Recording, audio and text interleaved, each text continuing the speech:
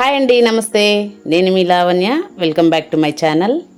ఈరోజు మనం సింపుల్గా చేసుకునే టేస్టీ చింతపండు రసం ఎలా చేసుకోవాలో చూద్దాము. చాలా బాగుంటుందండి. అందరికీ తెలిసిన రెసిపీయే, కానీ తెలిసినా కూడా కొంతమంది రసం పెడితే టేస్ట్ ఏమీ ఉండదు.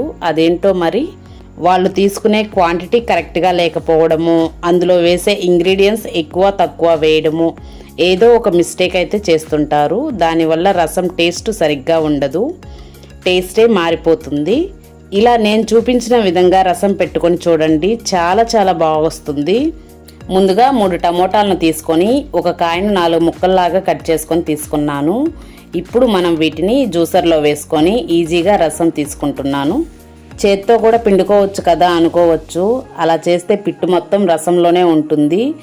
అంతేకాదు చాలా గట్టిగా పిండుకోవాలండి. చేతులు కొంచెం నొప్పిగా అనిపిస్తాయి, కష్టంగా కూడా ఉంటుంది. ఇలా అయితే ఈజీగా అనిపించింది, అందుకని నేను ఇలా చేస్తున్నాను. ఈ జ్యూసర్లో అయితే చాలా ఈజీగా చేసుకోవచ్చండి. ఇందులో వేసుకొని ఇలా తిప్పుకుంటే సరిపోతుంది. రసం గ్లాసులో పడుతుంది, పిట్టు మొత్తం బయటకు వచ్చేస్తుంది. ఈ జ్యూసర్ని క్లీన్ చేసుకోవడం కూడా చాలా ఈజీ అండి, అందుకే దీన్ని నేను యూజ్ చేస్తున్నాను. ఇంత పనెందుకు, మిక్సీలో వేసుకోవచ్చు కదా అనుకోవచ్చు.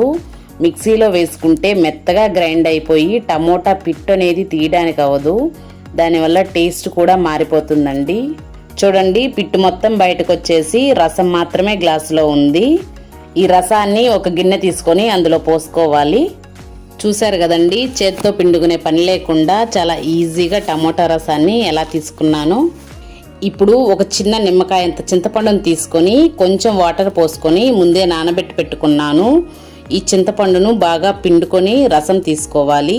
ఇలా పిండుకున్న చింతపండు రసాన్ని టమోటా గుజ్జులో పోసుకోవాలి. ఇందులోనే 1/2 స్పూన్ పసుపు, 1 టేబుల్ స్పూన్ అంతా కల్లుప్పు కూడా వేస్తున్నాను. సరిపోకపోతే మళ్ళీ చూసుకొని టేస్ట్ చేసుకొని వేసుకోవచ్చు. ఇప్పుడు వాటర్ యాడ్ చేసుకోవాలి. నేను తీసుకున్న టమోటా రసం చింతపండు రసానికి ఇంచుమించు 1.5 లీటర్ వాటర్ వరకు యాడ్ చేశాను.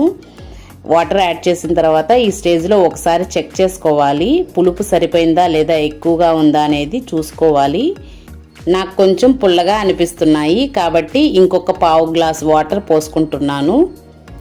పోసుకొని ఇలా కలుపుకొని పక్కన పెట్టుకొని స్టవ్ మీద ఒక గిన్నెను పెట్టుకొని 1 టేబుల్ స్పూన్ ధనియాలు, 1/2 స్పూన్ జీలకర్ర, 10 లేదా 15 మిరియాలు, 1 టేబుల్ స్పూన్ కందిపప్పు వేసుకొని వీటిని లో ఫ్లేమ్లో పెట్టుకొని బాగా వేయించుకోవాలి.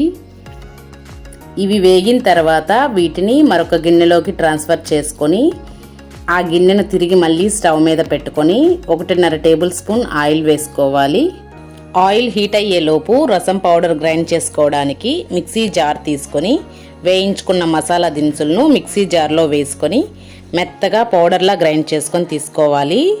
ఇందులోనే 6-7 వెల్లుల్లి రెబ్బలు వేసుకొని జస్ట్ అలా ఆన్ చేసుకొని ఆఫ్ చేసుకొని తీసేసుకోవాలి.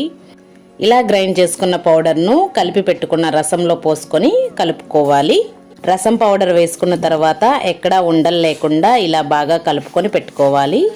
ఆయిల్ హీట్ అయిందండి. ఇప్పుడు కొంచెం తాలింపు దినుసులు వేసుకొని అవి కొంచెం చిటపటలాడిన తర్వాత 4-5 ఎండుమిర్చి కూడా వేసుకొని ఎండుమిర్చిని కూడా కొంచెం వేయించుకున్న తర్వాత ఒక చిన్న ఉల్లిపాయను కట్ చేసుకొని వేసుకొని బాగా వేయించుకోవాలి. ఉల్లిపాయ వేగిన తర్వాత 2 రెమ్మల కరివేపాకు కూడా వేసుకొని వేయించుకోవాలి. తాలింపు వేగిన తర్వాత మనం కలిపి పెట్టుకున్న రసం పోసుకొని ఎండుమిర్చిని ఇలా చేత్తో చిదిమేసుకోవాలి. రసం పోసుకున్న వెంటనే కాబట్టి వేడి కూడా ఉండదు, చేత్తో ఇలా తీసుకొని చిదిమేసుకోవచ్చు. తాలింపులో వేగిన ఉల్లిపాయ, కరివేపాకు, ఎండుమిర్చి వీటన్నిటిని ఇలా చిదుముకోవడంలోనే రసానికి ఒక మంచి ఫ్లేవర్ అండ్ టేస్ట్ వస్తుంది. వీటిని ఒక పొంగు వచ్చేంత వరకు కాగనివ్వాలి. రసం ఇలా ఒక పొంగు వచ్చి తెల్లడం స్టార్ట్ అయిన తర్వాత కొంచెం కొత్తిమీర వేసుకొని ఒకసారి బాగా కలుపుకొని స్టవ్ ఆఫ్ చేసుకొని మూత పెట్టి ఒక 10-15 నిమిషాలు అలా వదిలేయండి. ఎక్కువసేపు తెల్లనివ్వద్దండి, రసం టేస్ట్ మారిపోతుంది. అంతేనండి, చాలా సింపుల్గా ఈజీగా చేసుకునే చింతపండు రసం రెడీ అండి. మీకు ఈ వీడియో నచ్చిందా? ఒక లైక్ చేయండి, షేర్ చేయండి, సబ్స్క్రైబ్ చేయడం మాత్రం మర్చిపోకండి. Thank you.